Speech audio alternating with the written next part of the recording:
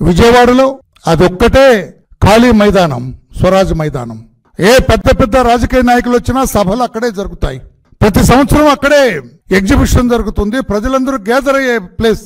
అయినా దాన్ని కొన్ని కారణాల వల్ల, కారణాలు నేను ఇప్పుడు చెప్పదలుచుకోలేదు, కారణాల వల్ల అక్కడ డాక్టర్ బిఆర్ అంబేద్కర్ స్మృతివనం పెట్టారు, మీరు నిర్మించారు. మీరు నిర్మాణంలో జరిగిన అవినీతి గురించి నేను ఇప్పుడు మాట్లాడదలుచుకోలేదు. 150 కోట్లకు బ్రహ్మాండంగా తెలంగాణ రాష్ట్రంలో ఇంతకంటే మంచి విగ్రహాన్ని పెట్టి బ్రహ్మాండం చేస్తే మీరు 500 కోట్ల రూపాయలు ఖర్చు పెట్టారు.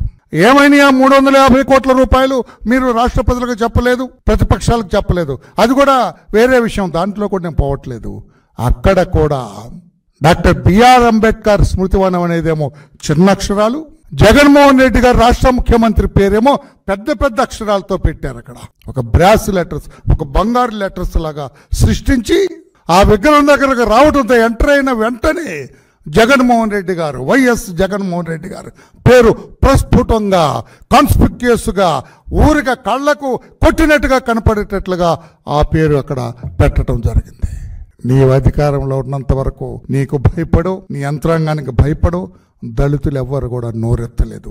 అంత అవమానం జరిగినా కూడా డాక్టర్ బిఆర్ అంబేద్కర్ పేరు కంటే నీ పెద్ద పేరు పెట్టుకున్నప్పుడు కూడా అధికారం పోయిన తర్వాత కడుపు మండిన దళితుడొకడు ఆ పేరు పగలకొట్టి పక్కన పడేస్తే దానిని రాజకీయానికి వాడతావా?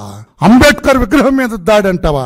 చిన్న దెబ్బ తగలేదు అంబేద్కర్ విగ్రహానికి, కానీ ఆ స్మృతివనంలో ఎక్కడా కూడా నీ పేరు పగలకొట్టి తీశాడు ఆ కడుపు మండిన దళితుడు.